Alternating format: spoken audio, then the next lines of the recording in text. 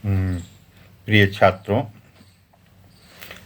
आज हम जो है 12 के भूगोल का एक पाठ है मानव विकास, तो उसको शुरू कर रहे हैं। इसके पहले हमने वृद्धि और विकास से संबंधित एक वीडियो आपको बना के दिए हैं, तो उसको आप बढ़िया से समझ लीजिएगा। और चूंकि ये ह्यूमन डेवलपमेंट से संबंधित पाठ है, तो इसमें आया है विकास, तो विकास को समझने के लिए अलग से जो वीडियो बनाए हैं वो आपको देखना जरूरी है। खैर, यहाँ शुरुआत हम करते हैं कि मानव विकास के सूचकांक क्या हैं। अब मानव विकास के सूचकांक का मतलब क्या होता है?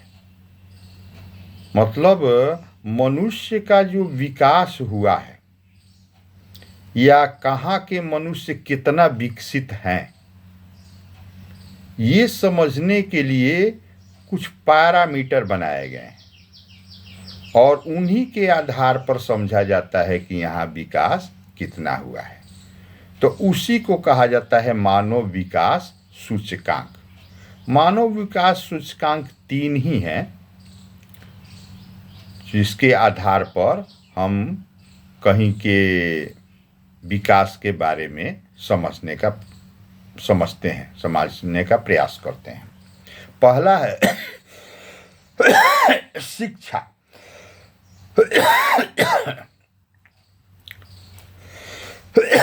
किसी परिवार में पढ़ाई लिखाई कितनी है, लोग उसके परिवार के जो सदस्य हैं कितने पढ़े लिखे हैं,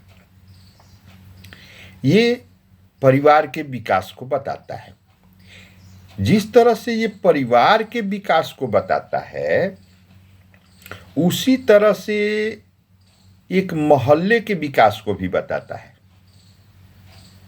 एक गांव के विकास को भी बताता है, एक तहसील के विकास को भी बताता है, या जिला के विकास को, राज्य के विकास को, या किसी देश के विकास को भी। माने जिस तरह से हमने परिवार के बारे में समझा कि परिवार के सदस्य कितने ज्यादा हैं जो पढ़े लिखे हैं और कितना पढ़े लिखे हैं, इसी हिसाब से किसी देश के विकास को समझना हो तो वहां हमको जानना पड़ेगा कि यहाँ पढ़ाई लिखाई की स्थिति क्या है।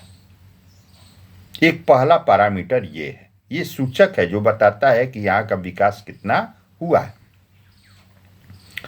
और दूसरा है स्वास्थ्य।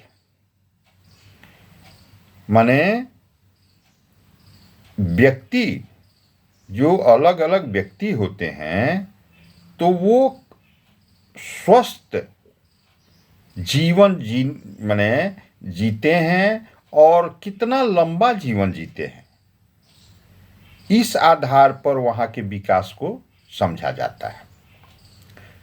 मान लीजिए कि हमारा देश है, तो हमारे देश में स्वस्थ रह के या बीमारी होता है तो उसका इलाज का व्यवस्था है।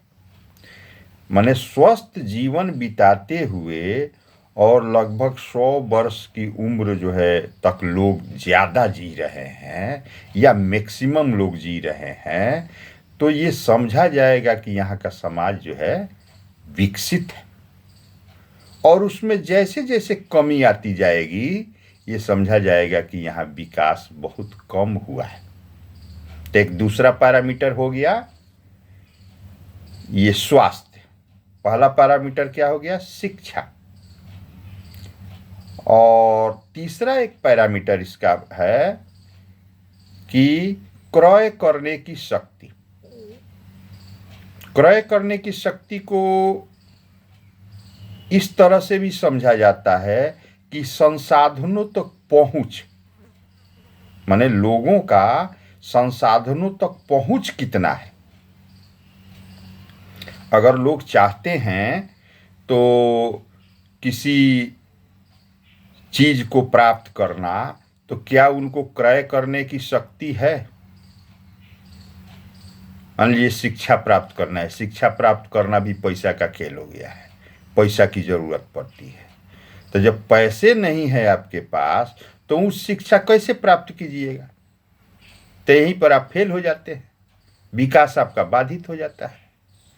इसी तरह से चिकित्सा की बात आती है, तो चिकित्सा भी कोई जो है बहुत बड़ा हॉस्पिटल में ज़्यादा पैसा खर्च करके अपना इलाज करा सकता है।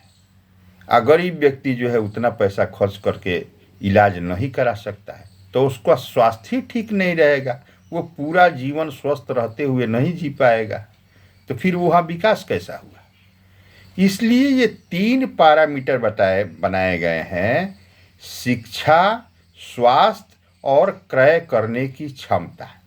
ये तीनों अगर ऊंचा है,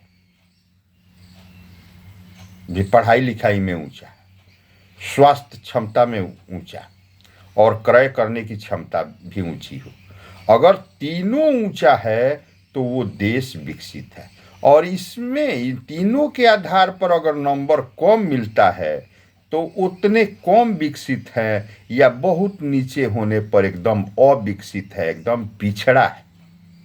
इस तरह से समाज को देखा जाता है। तो पाठ का हम तो शुरुआत कर दिए, आज बस इतना ही कि विकास के सूचक कौन हैं। तो विकास के सूचक 3 हैं: शिक्षा, स्वास्थ्य और क्रय करने की क्षमता। बस, धन्यवाद।